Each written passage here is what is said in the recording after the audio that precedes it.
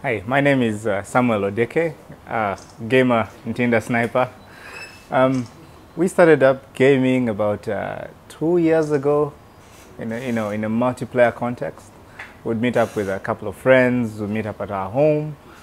We'd always rotate, this weekend it's going to be your home, this week it's going to be your home. And we'll practically pick a free day, let's say Saturday, game throughout till Sunday morning. Nice. And that's it. And yeah. So how did it go from that back room, as it were, to being a much more, much wider event? Well, first of all, numbers. How many people can you cram into your room? Huh? Then we met some gamers, Simon Vass, who is a billion kid, and Kyle, who's Spectre. And they brought in this component of online gaming. They had access to servers. We started off with Kyle's workplace server. It's at a hospital here. Yeah. And we were able to install our game, Call of Duty, there and connect using our local connections. Now, since the server was in Uganda, the connection was really fast as compared to the servers out there. And because of this, our numbers kept growing. We have a Facebook group, we have a website, GamersNights.com. So how many Facebook members do you have? We're about 230 members right now. And are those all from within Uganda? Mostly, but we have people coming in from Kenya, from South Africa, from Rwanda, just because playing on our server is better than playing on other servers that are far. And so, who are the gamers? Are they all men in their 20s or 30s? We are quite varied. We have some old men. We have someone called Old Bill, very interesting guy. But we have the young uns, we have ladies. We recently had a tournament that had a lady. Our gamer name is She-Wolf. She's Claire. She was a runner-up in the Call of Duty Championship, which I think is pretty amazing, Yeah. And but we have people from all walks of life. We have doctors, engineers, students, very many people. And you can't actually buy the games at the moment, can you? Even if you wanted to. Very few of us who have credit card access can do that. But most of us, in Kampala are used to the mobile money payment systems. We're not so much into online payment. Yeah. So we are more likely to pirate these games. Yeah. So that's the basis on which this is going. But if we did have the chance, we would pay, because sometimes we do pool money to organize for our events. Yeah. Yeah. So I'm pretty sure would love to pay for some of these games because we love them so much. Yeah. Yeah. And you would be happy to find a sponsor for the kind of competitions that you're running at the moment. Oh yeah. We've actually gotten a sponsor for one of our racing games. It's called Trackmania, and we wrote directly to them, and they sent us free keys for their products. Hi, my name is Tony, but I go by the gamer name Saint. And so Saint, tell me, what games do people play in a multiplayer context? Well, people usually play Call of Duty, but personally where I've come from is I'm a speed freak. Yeah. So I usually, I'm used to playing mostly speed games, racing games. So I come from a racing background, so the game I've been playing was Need for Speed.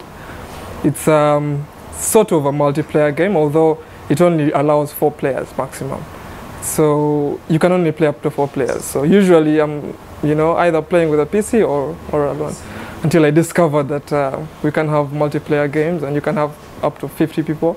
Although those are the racing games are fewer. Yeah. So I moved over to the shooting games and the fighting games, and I discovered Call of Duty. Okay. Call of Duty, Modern Warfare. What do you enjoy about Call of Duty? The fact that I get to kill a lot of people in a very short time. Because if you combine speed with death, I think you can get a lot of kick out of it. We're laughing here, but in a way, what do you think about killing people on the screen and the relationship of that to actually killing people maybe in real life? I think it's probably easier on the screen because you don't have to actually hold a gun and kill people. So the screen just gives you an illusion of, that, you're controlling, men like control, right? Yeah. So you have the control of killing someone. And but it's just a fun thing. Yes, because you get killed too. So it's kind of a fair game. Yeah. Yeah, so.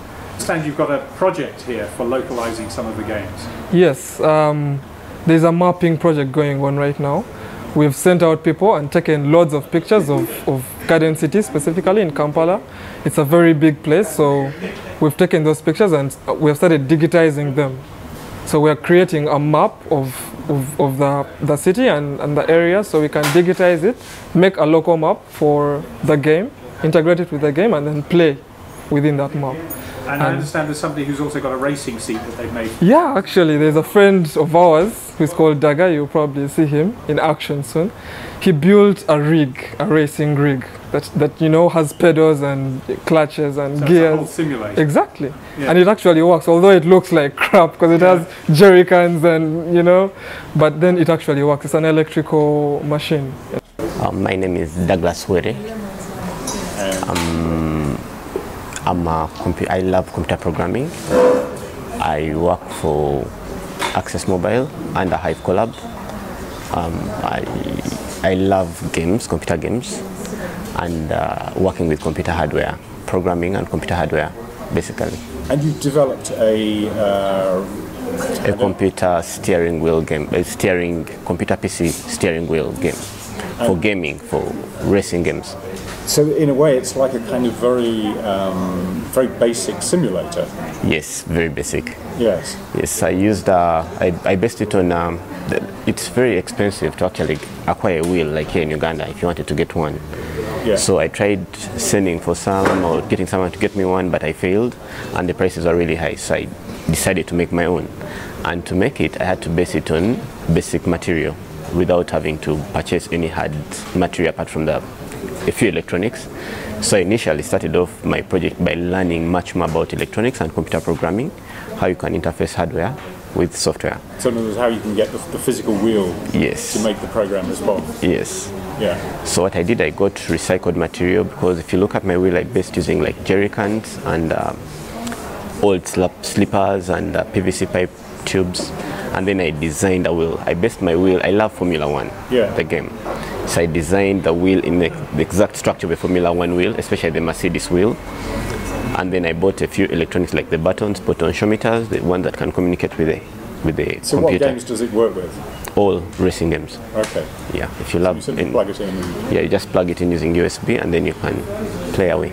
So Kyle, what are we seeing here on the screen? This is actually a recording of a game called Call of Duty, and this is actually a replay from a game that we played online on our server. So I think we're looking at looking from the perspective of a guy named Intinda Sniper, from Saint, who was just killed by me.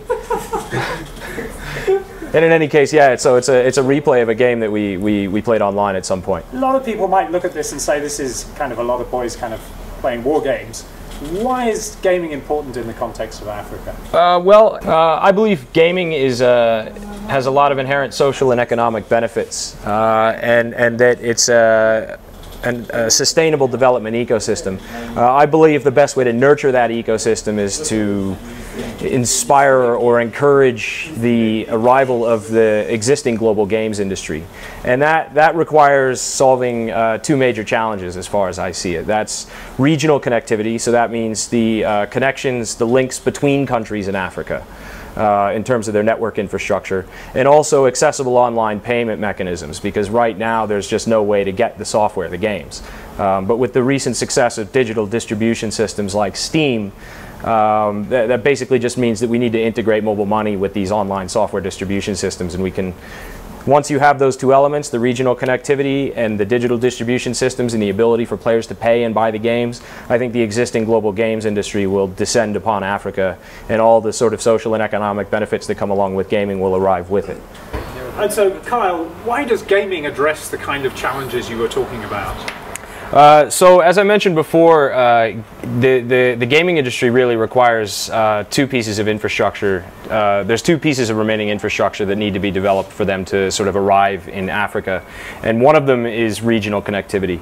Our project works to address that barrier by providing a commercial incentive to the internet service providers to establish regional connectivity And we do that by hosting our gaming service on Liquid Telecom's network here in Uganda.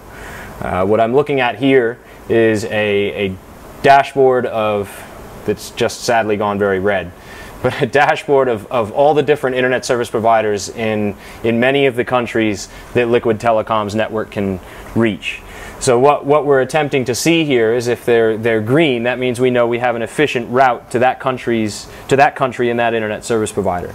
So say for example in South Africa we've got a great link to MWeb, and whether it's green or red is basically based on the threshold of would it make gaming playable or not? Yeah. Is it a low latency route? And the more of these that go green, not only the more people in Africa that can play on our gaming server here in Uganda, but the network actually converges in Africa, and we're sending less traffic outside of the country. So that really has a big impact on sort of the cost of internet access in terms of delivering internet access, the ability for businesses to host services and maybe develop a presence in Africa that relies on network infrastructure. What the gamers want, which is reliable high-level bandwidth, is also what everybody else wants. Absolutely, yeah. So our service is basically creating an incentive to develop this infrastructure that other businesses and other ecosystems that rely on network connectivity are going to need to address the African market. You can take advantage of. Indeed,